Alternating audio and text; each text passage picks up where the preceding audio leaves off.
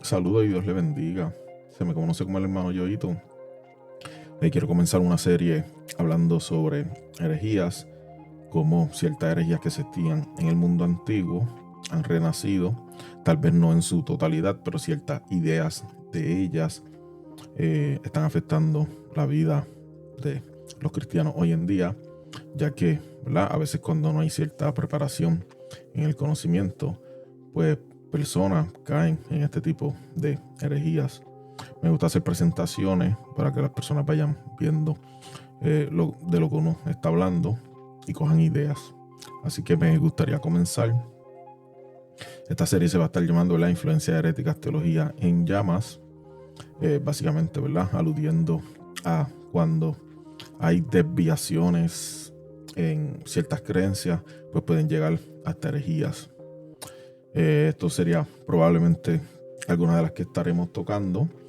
Si tenemos la oportunidad, hablaremos de todas, aunque obviamente pues dedicaremos un video para cada una para no tomar mucho tiempo. Así que me gustaría comenzar. Las definiciones, ¿verdad? Podemos encontrar varias definiciones de herejías dependiendo dónde las busquemos.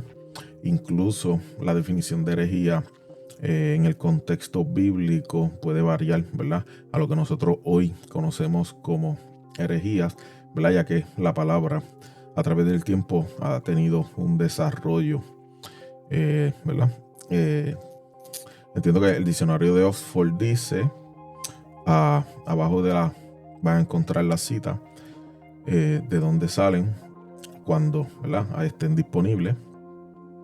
Dice un sustantivo plural herejías, dice creencia u opinión contraria a la doctrina religiosa ortodoxa, especialmente cristiana, que es normalmente, ¿verdad?, en el contexto cristiano que nosotros la utilizamos. Dice opinión profundamente en desacuerdo con lo que generalmente se acepta. El origen inglés medio del francés antiguo heresy, basado en el latín haireis, del griego hairesis, elección, en griego eclesiástico, secta herética. Entonces, básicamente, cuando hacemos un estudio del origen de la palabra, pues apunta, ¿verdad?, a lo que hoy en día llamamos secta. Entonces, básicamente, a veces cuando encontramos esta palabra en la Biblia, dice, ¿verdad?, que evitemos la herejía, un ejemplo, pues básicamente lo que está diciendo es que te alejes de la secta. Continuamos con otras definiciones de otros lugares. Dice, cuando escuchamos la palabra herejía, podíamos evocar imágenes de cámaras de torturas medievales y juicios por herejías. Básicamente, ¿verdad?, en el contexto moderno, a veces cuando hablamos de la herejía, podemos pensar en algo parecido hasta lo que sucedía con la Inquisición, que es alguien hacía algo contrario a lo que estaba estipulado y conllevaba un castigo. Hubo un periodo en la historia de la iglesia que ciertamente incluyó esas cosas. Básicamente, ¿verdad?, lo que acabo de mencionar de la Inquisición. Si no somos aficionados a la historia o eruditos religiosos, podríamos saber que la herejía es algo malo, pero aún estaríamos bastante confundidos con los detalles. Básicamente, ¿verdad?, lo que está diciendo es, tú no tienes que ser un experto en historia. Cuando tú escuchas la palabra herejía, sabes que apunta a algo malo, pero tal vez eso no te va a dar una precisión exacta de qué es lo que la palabra en su contexto está significando. Por eso es que él, ¿verdad?, él dice, entonces, ¿qué es exactamente la herejía y qué dice la Biblia al respecto? Una definición básica de herejía, según el diccionario Merriam-Webster, es adhesión a una opinión religiosa contraria al dogma de la iglesia. Una segunda definición es disentimiento o desviación de una teoría, opinión o práctica dominante. Ya básicamente, ¿verdad?, en esta definición se están dando cuenta que ya es una definición secular, pero nos ayuda a globalizar en un contexto más definido. Ese es un buen punto de la partida para nosotros. Estamos correctos. Continuamos, dice, la evolución del concepto dentro del cristianismo revela cómo la autoridad institucional moldea su significado. En el Nuevo Testamento el término aparece con fuerza condenatoria. Básicamente, cuando leemos pasajes en el Nuevo Testamento que utiliza la palabra herejía, apunta a que las personas que tienen este tipo de prácticas heréticas, pues, ¿verdad?, conllevan condenación. refiriéndose al fascinalismo divisivo, pero los primeros padres de la iglesia entendieron la herejía como una doctrina que falsamente reclamaba la identidad cristiana al tiempo que distorsionaba la enseñanza tradicional. Básicamente, ¿verdad? En el contexto bíblico, que es lo que nos está diciendo, pues tenía un significado un poquito tal vez más específico o general. Incluso, ¿verdad? Podía, en el contexto bíblico, puede significar división o como secta, como lo leíamos antes. Pero ya, ¿verdad? Con el desarrollo histórico, los padres de la iglesia precisaron mejor en la definición, que es lo que, como hoy, la utilizamos hoy. Específicamente para el catolicismo, la herejía denota una doctrina mantenida dentro de la iglesia que fractura su unidad, ¿verdad? Apuntando a divisiones.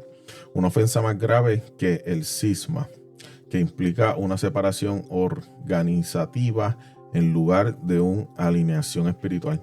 Básicamente, ¿verdad? A veces tú puedes tener una división por ciertas creencias. Un ejemplo, voy a dar el ejemplo, una separación por diferencias administrativas. Y, ¿verdad? Ocurre un cisma en este ejemplo que estoy dando. Pero, por ejemplo, ese cisma, esa separación por diferencia administrativa, pues no es una separación herética.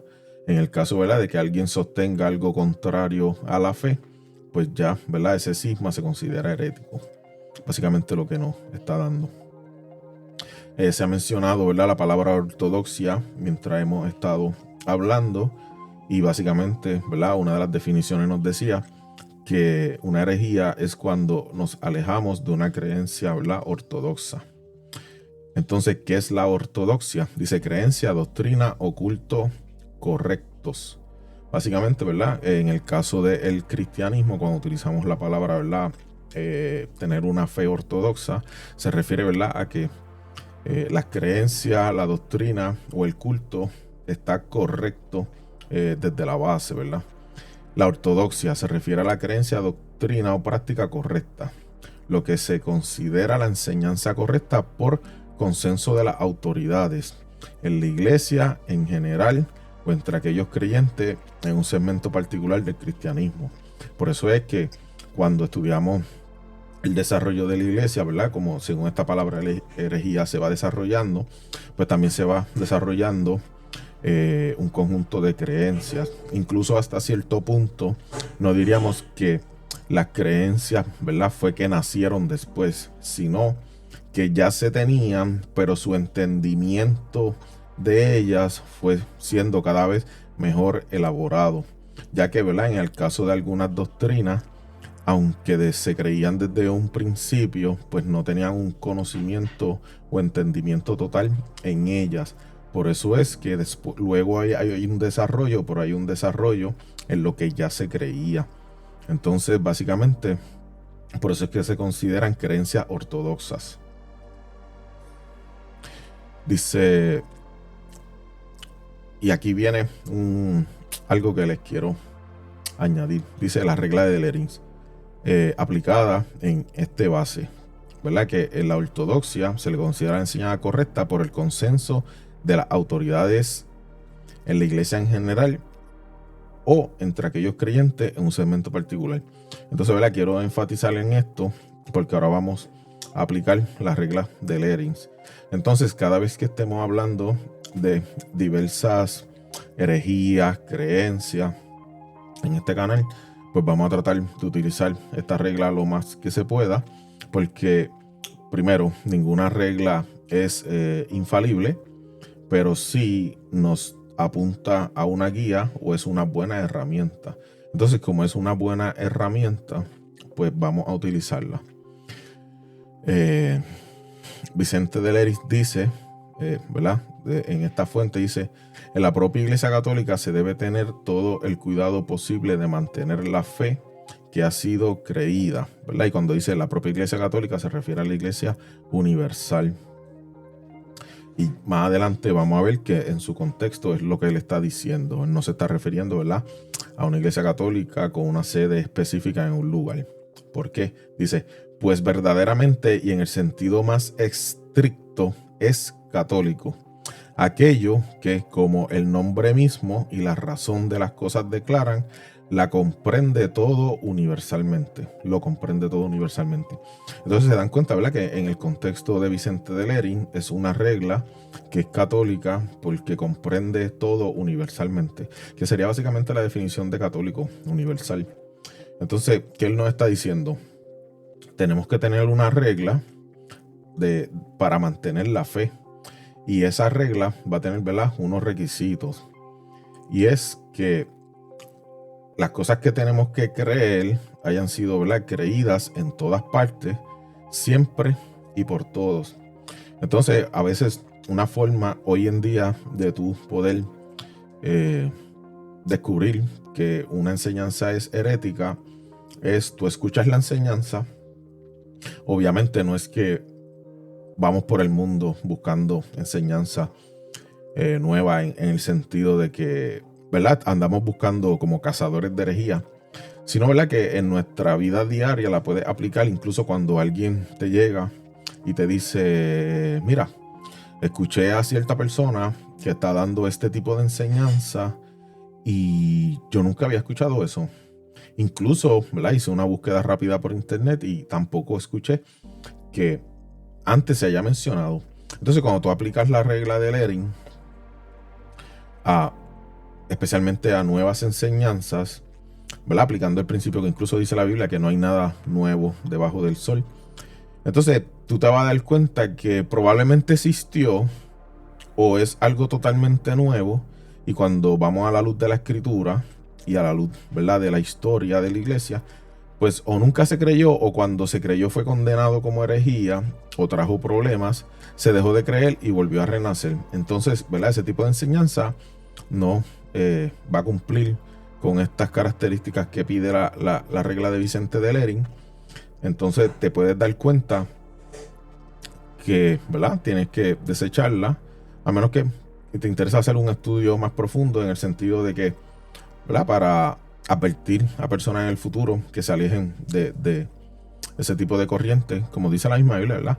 El avisado ver mal y se esconde, mas los necios pasan y lo reciben. Entonces, como cristianos prudentes, pues debemos tener cuidado con la enseñanza, sobre todo que son extremadamente nuevas y que no tienen ni fundamento bíblico ni fundamento histórico. Continuamos. Dice, esta regla la observaremos y básicamente la que acabo de dar es más cuando usted puede hacer una búsqueda rápida sobre la regla de Lering, y esto es lo que te va a salir, que sería, ¿verdad?, la fe que ha sido creída en todas partes, siempre, por todos. Pero esa regla sale de un libro que él escribe, si no me equivoco se llama El Comunitorio o Comunitorium. Entonces, pues básicamente esto sería una cita ya más específica, y dice, esta regla la observamos si seguimos la universalidad, la antigüedad y el consentimiento. Básicamente, ¿verdad?, en palabras de él es lo que acabamos de leer. Dice, seguiremos la universalidad si confesamos que es verdaderamente la fe que confiesa toda la iglesia en todo el mundo. La antigüedad si de ninguna manera nos apartamos de aquellas interpretaciones que es manifiesto que fueron notoriamente sostenidas por nuestros santos antepasados y padres. El consentimiento de igual manera si en la antigüedad misma nos adherimos a las definiciones y determinaciones concordantes de todos, o al menos de casi todos los sacerdotes y doctores. Entonces, básicamente, por eso es que de este argumento que él hace es que nace la regla, porque básicamente aquí la encuentras, pero ya para un entendimiento más definido, pues, ¿verdad?, es la regla que es lo que siempre se ha creído por todos. Entonces, pues básicamente está una cita más directa de esa idea. Entonces, aquí ya es la cita extremadamente, ¿verdad?, directa de Vicente, aquí como ver la fuente de Vicente de Lering en el The Communitory of Vicente of Lering. Entonces, básicamente, ¿verdad?, esto sería un resumen de lo que acabo de decir que dice: me dispondré a abordar el objetivo que me he propuesto, a decir, registrar con la fidelidad de un narrador el lugar de la presunción de un autor. Entonces, básicamente lo que está diciendo es, ¿verdad? En mi trabajo investigativo, yo quiero hacerlo como un narrador. Esto es lo que sucedió, pues esto es lo que yo voy a decir. ¿Por qué? Porque si dice en lugar de la presunción de un autor, pues lo que está asumiendo es que ya un autor, cuando va a hacer la obra, pues asume, y él no quiere, ¿verdad?, ser autor en el caso de asumir o presumir, sino que es básicamente más narrativo. Vamos a buscar a través de la historia que dice la Biblia y cómo se interpretó a través de los tiempos y qué es lo que la iglesia siempre creyó en todo lugar y en todo tiempo. Dice: las cosas que nuestros antepasados nos han legado y confiado a nuestra custodia, observando no obstante la siguiente regla en la que escribo: no abordaré en absoluto todo lo que podría decirse, sino únicamente lo necesario. Tampoco lo haré con un estilo ornamentado y preciso, sino con un lenguaje sencillo y ordinario, de modo que la mayor parte parezca insinuada en lugar de detallada. Básicamente, ¿verdad? Cuando él investiga un caso, pues él lo hace con un lenguaje, pues, sencillo, sin añadir presunciones, ¿verdad? Sería un principio extremadamente cristiano. Cuando hagamos algo investigativo, que lo primero que sea la honestidad y admitir lo que dice el estudio que está haciendo, o negar lo que no dice, pero no asumir la fuente. Y sobre todo el lenguaje sencillo y ordinario, porque esto nos va a dejar guiar que el mensaje sea entendido. Y eso es de algo bien importante, porque incluso la palabra del Señor dice, ¿verdad?, que no es de interpretación privada. Entonces, cuando tratamos de añadirle, que en algunos casos, ¿verdad?, pudiera ser admitible, pero en otros casos pues no debería ser admitible, coger algo y complicarlo al punto que solamente un grupito de personas pues sean los únicos que la entienden. Ahora vamos a comenzar con nuestra primera herejía. Y allá vamos. Dice: las tendencias judaizantes es la contraparte herética del cristianismo judío. Insiste tanto en la unidad del cristianismo con el judaísmo, que hunde al primero en el nivel del segundo, y hace que el evangelio no sea más que una mejora o una ley perfeccionada. Considera a Cristo como un mero profeta, un segundo Moisés, y niega, o al menos pasa por alto por completo, su naturaleza divina y sus oficios sacerdotal y real. Los judaizantes eran judíos de hechos y cristianos solo en apariencias y de nombre. Básicamente, ¿verdad?, estos autores nos están dando esta definición de, ¿verdad?, de que son tendencias judaizantes. Entonces, básicamente son personas que eran judíos y que aparentaban, ¿verdad?, ser cristianos, en el sentido de que como judíos obligaban que los gentiles se comportaran como ellos. Incluso, ¿verdad?, ciertas sectas judaizantes, como menciona aquí, que para Jesucristo es un mero profeta, básicamente negando la deidad de Cristo. Los judaizantes consideraban que la circuncisión y toda ley moral y ceremonial de Moisés seguía siendo obligatoria. Básicamente, ¿verdad?, ellos lo que van a decirte es que la ley, pues, se tiene que cumplir, y aunque vino Jesucristo, vino el Mesías, murió y resucitó, pero aún así, ¿verdad?, esta ley se perfecciona en él, y aún así la ley mosaica tiene que cumplirse, y que su observancia era necesaria para la salvación. Y aquí está. ¿Por qué? Porque niega principios bíblicos, que la salvación es por gracia, por medio de la fe, y no por obras, ¿verdad?, para que nadie se gloríe, porque si por obras, pues deja de ser gracia. Entonces, básicamente, esto es uno de los principios. Dicen: no tenían ninguna concepción del cristianismo como una religión nueva, libre y universal. Por lo tanto, odiaban a Pablo, el apóstol liberal de los gentiles, como un apóstata y revolucionario peligroso. Impugnaban sus motivos y en todas partes, especialmente en Galacia y en Corintios, se esforzaban por socavar su autoridad en la iglesia. Entonces, básicamente, cuando vemos los judaizantes del primer siglo y el segundo siglo, te vas a dar cuenta que Pablo, apóstol a los gentiles, pues básicamente era visto como casi una figura diabólica, en el sentido de que trataba de romper la armonía del judaísmo y la integración de los gentiles, porque incluso, ¿verdad? Si dan cuenta, dice la concepción del cristianismo como una nueva religión nueva, libre y universal. Entonces, ¿verdad? Que sería la catolicidad de la iglesia, la universalidad de la iglesia, que es lo que dice el libro de Gálatas, ¿verdad? Que ahora, en el contexto de salvación, te dice que no hay hombre ni mujer, ni esclavo ni libre, y así sucesivamente, ni judío ni griego. Pues básicamente, ¿verdad? Que en el contexto de la salvación, Dios no hace excepción de personas, pero ellos no. Ellos seguían viendo, ¿verdad? Una exclusividad en la salvación, ¿verdad? Y negaban la gracia.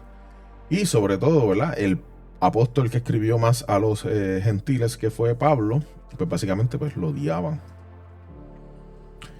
Dice, las epístolas de Pablo, especialmente la dirigida a los Gálatas, nunca podrán entenderse correctamente a menos que se tenga continuamente presente su oposición a esta falsa cristianización judaizante.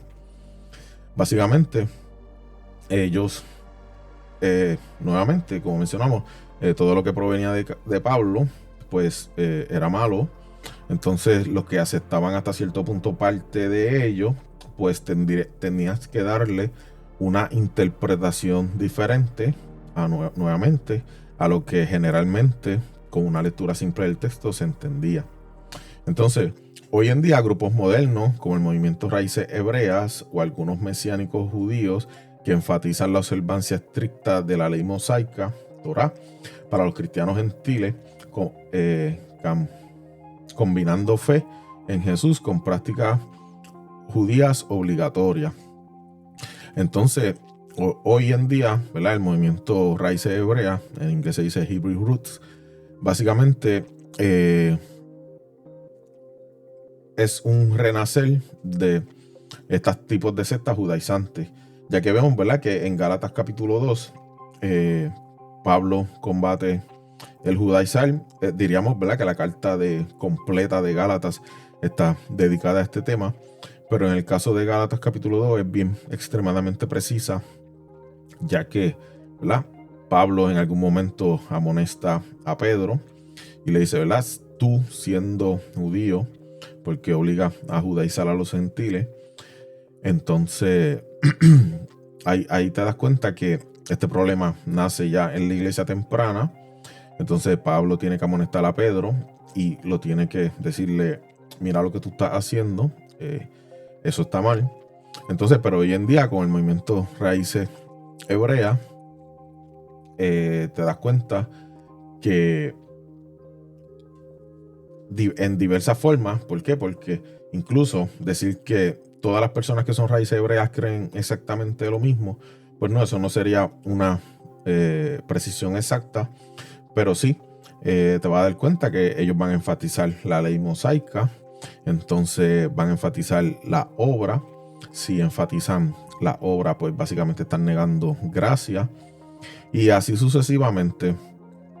Entonces, un ejemplo, tenemos ejemplos bíblicos que el mismo Pablo dice que se circuncida a Timoteo porque era judío, pero la misma Biblia en ciertos pasajes te va a decir que a Tito no se circuncida porque no era judío. Y básicamente, pues, está haciendo una división en el sentido de que incluso en el caso de Timoteo, que era estudiante de Pablo, pues se puede circuncidar porque sí él era judío de nacimiento, pero en el caso de Tito no es judío, pues no se tenía que judaizar. Entonces, cuando tú coges a una persona que es gentil y lo obliga a hacer cosas que son de judío, pues básicamente eso es judaizar. Incluso eso pudiera ser una de las definiciones cuando tú buscas la palabra judaizar en el Nuevo Testamento. Hay que aclarar, la palabra judaizar en el Nuevo Testamento es un apax, Un apax es una palabra que solamente sale una sola vez en el Nuevo Testamento o en toda la Biblia. Obviamente, como la palabra yodaio es la palabra que se utiliza en griego, pues básicamente la tiene solamente en el Nuevo Testamento, ya que el Antiguo se escribe en hebreo. Aunque hay gente que hace el caso de que si tú utilizas el Antiguo Testamento, la Septuaginta, que fue una traducción al griego, pues encontrarías la palabra, el apax, solamente una vez en el Antiguo Testamento y otra vez en el Nuevo. Y en el contexto bíblico se puede traducir como cuando un gentil se comporta como judío. Entonces, sí, básicamente eso serían la herejía que vamos a tocar por el día de hoy. Estaremos continuando con las demás que les habíamos mencionado. Exacto. Acabamos de dar la primera. Estaríamos para la próxima continuando con las demás. Espero que les haya gustado. Dios les bendiga. Y recuerden que los quiero a todos mucho en el amor de nuestro amado Señor Jesucristo, nuestro Dios y Salvador.